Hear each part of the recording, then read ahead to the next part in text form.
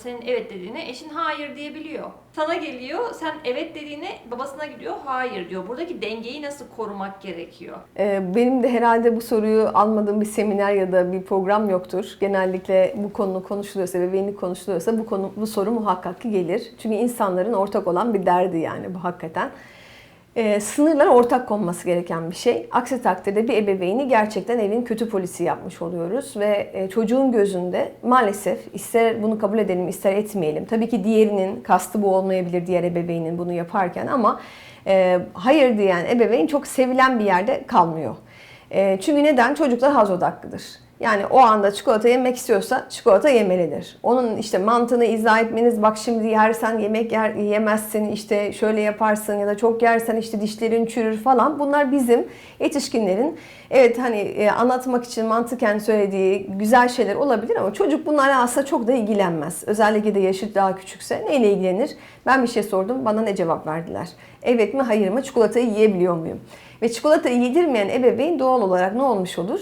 Kötü ebeveyn. Aynen, kötü ebeveyn olmuş olur. Hele hele diğer ebeveyn yanında o hayır derken ya ne var canım yesin çocuk işte bunda diye bir böyle şerh düşüyorsa o anda onun otoritesini, mantıklı ya da mantıksız, belki hayır demek de çok mantıklı olmayabilir ya da opsiyonel olabiliriz ama o anda o otoriteyi sarstığı anda ne olmuş olur? Diğer ebeveyn bırak iyi polisi, kahraman polisi olur. Niye? Çünkü zaten hayır diyen bir ebeveynden tam tersini düşünerek iyi bir polis yerine gelmişti. Şimdi bir de onu kurtardığı için, onun tam tersine bir muhalefet yaparak o çikolatayı yemesini sağladığı için kahramanı olmuş olur.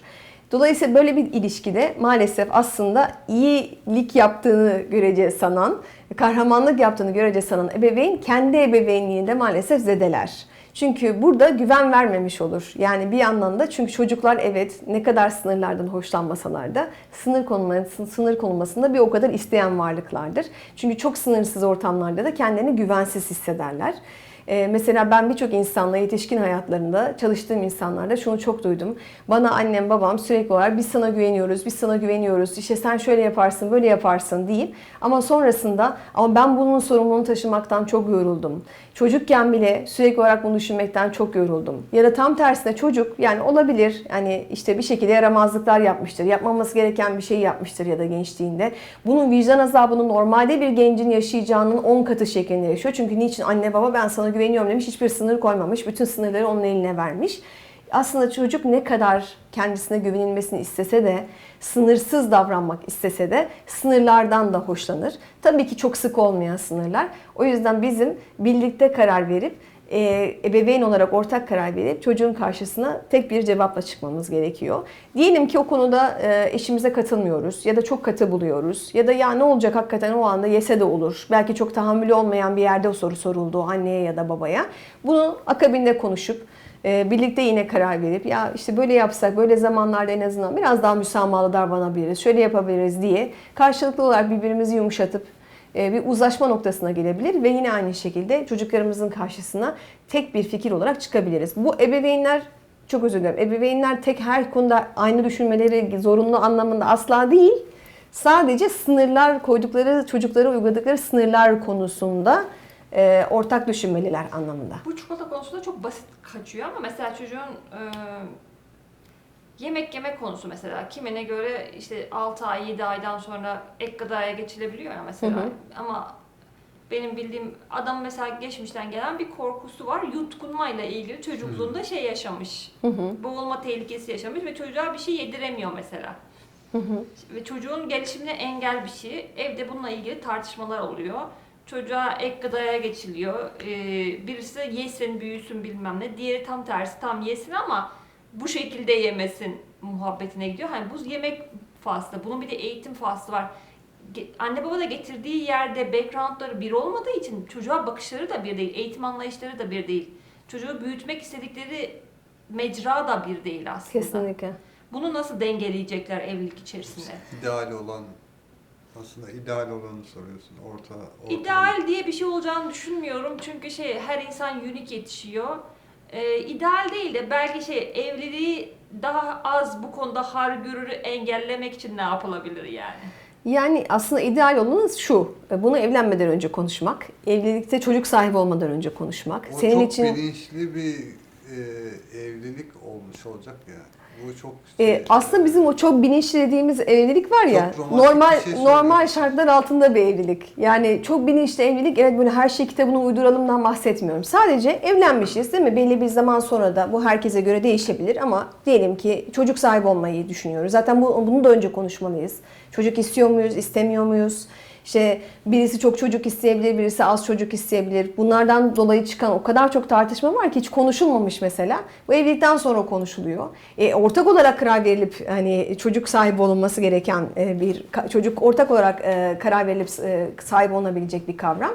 O zaman ne oluyor? Burada bir sürü tartışma çıkıyor. Birincisi bu. Çocuk bizim için ne demek? Bunu konuşmak.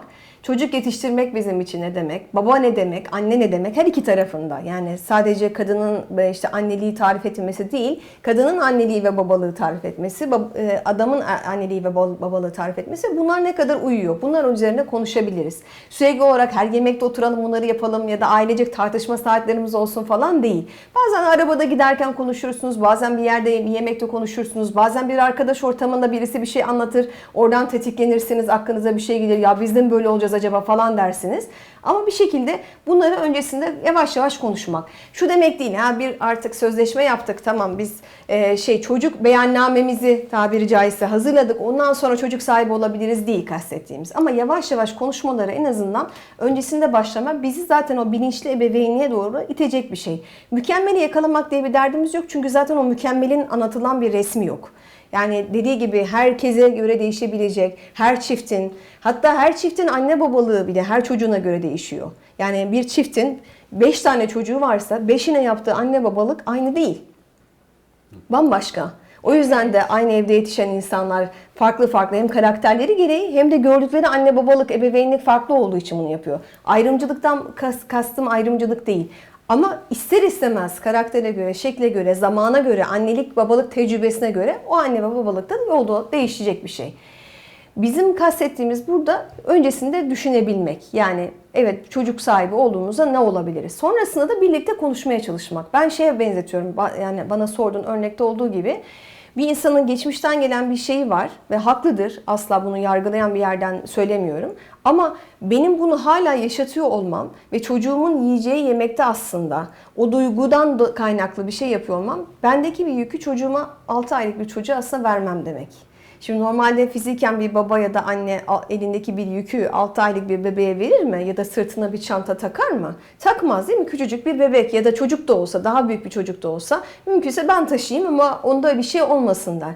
Şimdi benim yükümü ben hatta sadece çocuğuma da değil, eşime de takmış oluyorum. Çünkü onun yapacağı annelikle ilgili ya da babalıkla ilgili hangi taraf yapıyorsa ona da müdahale etmiş oluyorum. Çocuğunu normal, sağlıklı olarak yedireceği bir şey var belki ve ben ona da müdahale ediyorum. Tabii ki burada karşı tarafında hiç duygularını içe sayalım, onun işte yaşadığı bir şey varsa bunu yapalım değil ama öncelikle çocuk orada çok güzel, bakın bir öğreticiliğe başlamış. Demiş ki senin bu konuda bir şeyi aşman gerekiyor ve ben sana bunu aşmada bir vesile olabilirim. Bu bana bir öğreticilikle geliyor yani aslında çocuk. Ben bunu aşabilecek miyim bu çocuk vesilesiyle? Ya kendime çalışabilirim, ya her şeye rağmen yapıp duygularımla yüzleşebilirim ya da zorlanarak bir başka insan çok kolaylıkla çocuğun ağzına bir kaşık mama verirken ben bunu elim titreye titreye verebilirim. Bazı travmatize durumlarımdan dolayı. Ama ben bunu artık yapmaya başladıktan sonra ya öyle uygulayarak yapabilirim. Ama nihayetinde şunu görmek. Çocuk bana bir soru sordu. Aslında daha önceden kaçtığım bir soruyu tekrar gündeme getirdi ve ben o soruyu artık cevaplamalıyım. 5 yaşımda cevaplayamamış olabilirim, 10 yaşımda, 20 yaşımda cevaplayamamış olabilirim ama artık 30 yaşımda, 40 yaşımda da ben bu soruyu muhakkak cevaplamalıyım diyebilmeliyiz. Çünkü artık yaşımız, yani bu soruları yüzleşebileceğimiz ve cevaplayabileceğimiz bir yerde. Aksi takdirde bizim yüklerimizi maalesef çocuklarımız taşımaya devam ederler.